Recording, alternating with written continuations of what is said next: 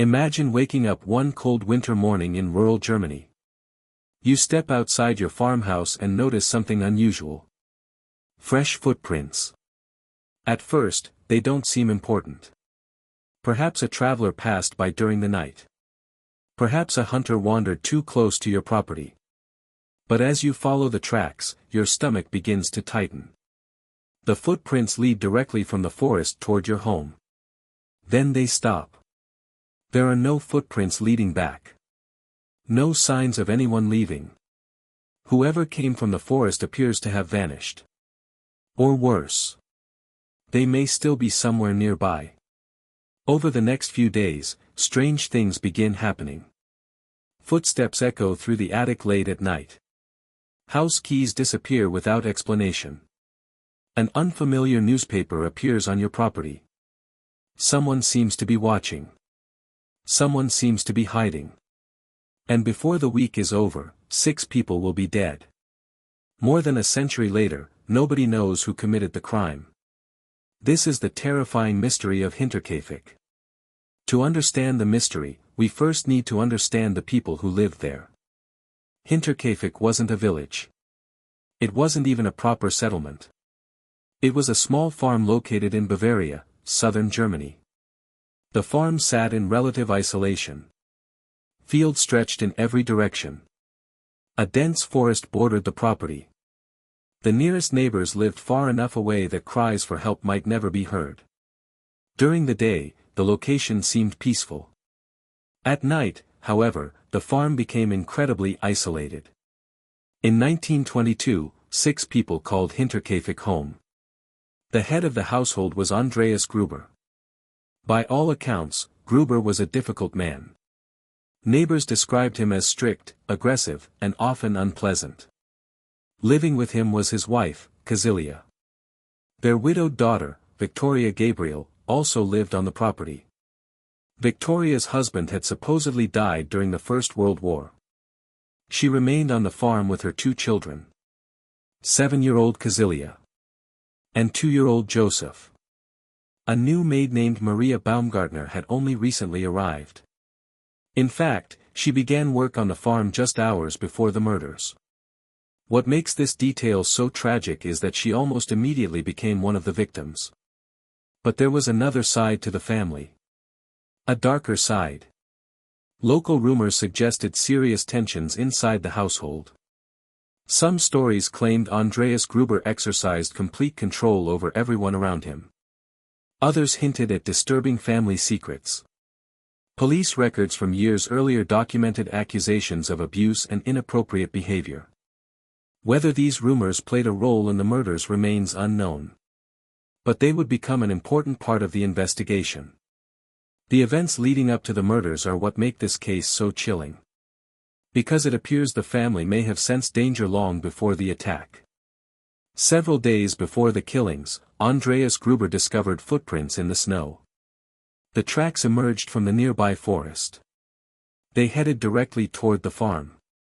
What frightened him was what he didn't see. There were no return tracks. No footprints leaving. No evidence that the visitor had gone away. For an isolated farmer accustomed to reading signs in nature, this was deeply unsettling. Yet this was only the beginning. Soon afterward, Gruber reported hearing strange sounds coming from the attic.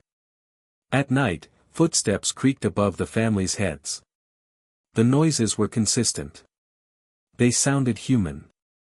Naturally, he investigated. But every search ended the same way. No intruder. No explanation. Just silence. Then one of the family's key rings vanished. Without warning. Without explanation. The keys simply disappeared. As if someone else now possessed them. Soon afterward, an unfamiliar newspaper appeared on the property. Nobody knew where it came from. Nobody subscribed to it. Some investigators later wondered whether the newspaper had been dropped by a person secretly hiding nearby. Even stranger, neighbors later claimed that Andreas mentioned spotting someone near the edge of the forest. Watching. Observing. Waiting. Yet despite all these warning signs, no police report was filed. No search was organized. Life continued. Until March 31st. The night everything ended. As evening fell on March 31st, 1922, nothing seemed unusual at Hinterkaifeck. The farm animals needed feeding. The family's daily chores were completed. The Bavarian countryside settled into darkness. Somewhere beyond the farm, a cold wind moved through the trees. Inside the farmhouse, the family likely prepared for another ordinary night. Yet investigators believe a killer was already waiting. Perhaps in the barn. Perhaps in the attic. Perhaps somewhere on the property where nobody thought to look. This possibility is what makes the case so disturbing. The strange footprints. The missing keys. The sounds from the attic. Taken together, they suggest that the murderer may have been observing the family for days. Maybe even weeks. Sometime during the evening, the first victim entered the barn. Investigators never determined exactly why. Perhaps a noise was heard. Perhaps an animal required attention. Perhaps someone called from outside. Whatever happened, one person left the house and walked toward the barn. They never returned. Then another family member followed. And then another. One by one. At some point during the night, 4 members of the family were gathered inside the barn. There, the attacker struck. The weapon was believed to be a mattock, a heavy agricultural tool used for digging and chopping. In the hands of a determined killer, it became a deadly weapon. The attacks were sudden and brutal. Investigators later concluded that all 4 victims in the barn suffered catastrophic injuries. The killer then entered the farmhouse itself. Inside, the newly arrived maid, Maria Baumgartner, was asleep. She had worked only a few hours on the farm before becoming one of the victims. She never had a chance to escape. In another room slept 2-year-old Joseph, the youngest member of the household. By the end of the night, every resident of Hinterkaifeck was dead. The farmhouse stood silent. The killer had achieved something terrifying. An entire family had vanished in a single night. Yet the strangest part of the story was still to come. The days after the murders were strangely quiet. No one immediately realized what had happened. In rural Bavaria during the 1920s, families often worked alone. Several days could pass without significant contact with neighbors. But gradually, people began noticing something unusual. 7-year-old Kazilia stopped attending school. The family missed church services. Mail went uncollected. Neighbors became concerned. At first, some assumed the family had traveled. Others suspected illness. But as the days passed, concern turned into alarm. On April 4, several individuals approached the farm to investigate. As they moved closer to the property, everything appeared normal. Smoke had recently risen from the chimney. The animals seemed cared for.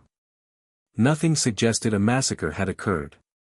Then the horrifying truth emerged. Bodies were discovered.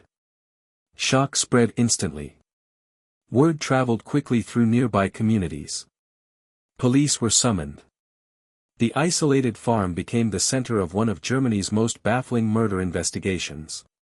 Investigators soon uncovered evidence that made the case even more unsettling. Someone had remained on the property after the killings. The animals had been fed. Food had been consumed. Daily activities had continued.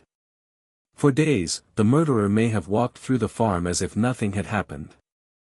This revelation transformed a terrible crime into a nightmare.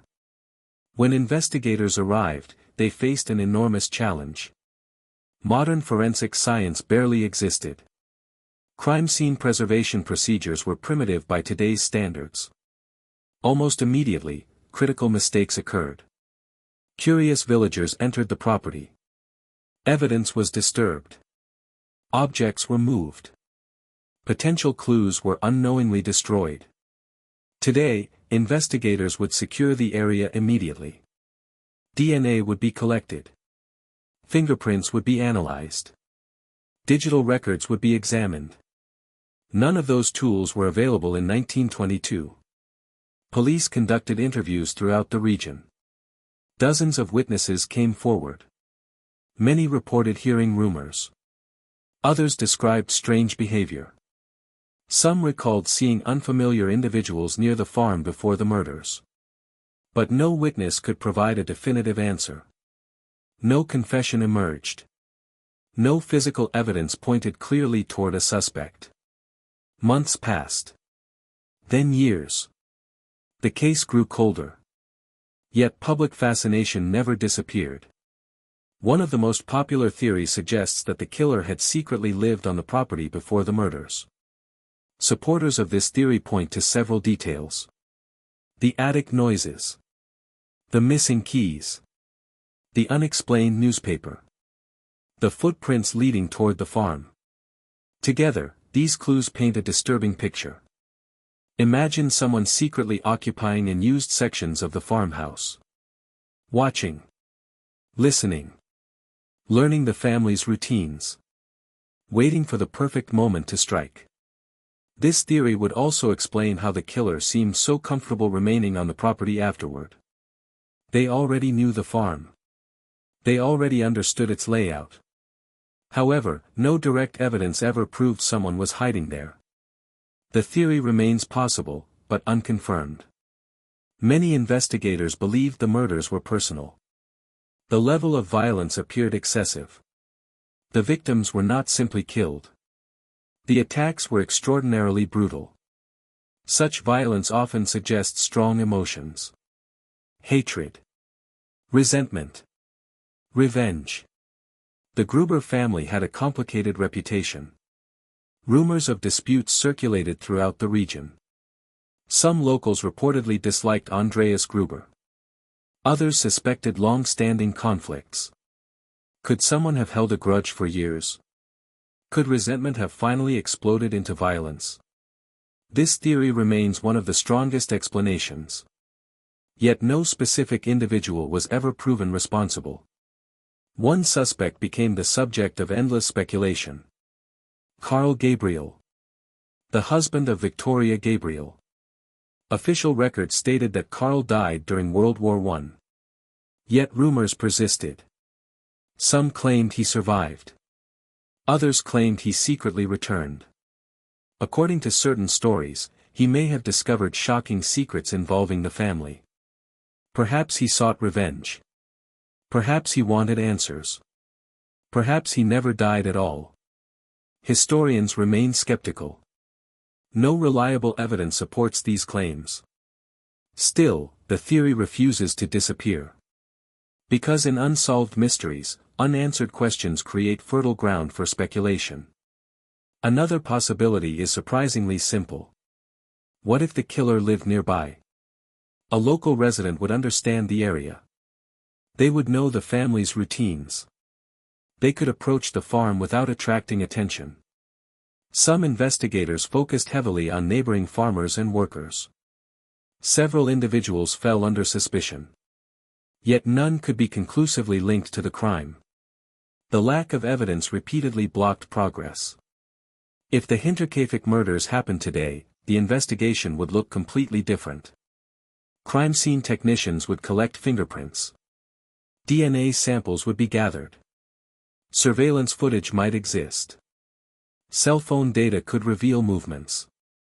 Forensic experts would reconstruct events in extraordinary detail. Unfortunately, much of the original evidence was lost. The farmhouse itself no longer exists. Many physical items connected to the case disappeared over time. Witnesses passed away decades ago. Even so, modern researchers have attempted to re-examine surviving records. Police files. Autopsy reports. Interview transcripts. Historical documents. These efforts have generated new theories. But no definitive solution. The mystery remains stubbornly unsolved. Why the case remains unsolved? More than 100 years have passed since the murders. Despite countless investigations, books, documentaries, and theories, no answer has achieved universal acceptance. Several factors contributed to this. First, critical evidence was contaminated. Second, forensic technology was limited. Third, many witnesses provided conflicting accounts. Fourth, time erased opportunities that can never be recovered. Every year that passes makes certainty more difficult. Yet perhaps that uncertainty is exactly why people remain fascinated. The case exists in a strange space between history and mystery. Enough evidence survives to spark endless debate. But not enough to provide a final answer. And so, generation after generation continues asking the same question. Who walked out of the forest? Who entered the barn that night? Who remained on the farm after the murders? And who carried the secret to the grave? More than a century later, the silence of Hinterkaifeck still refuses to give up its answers.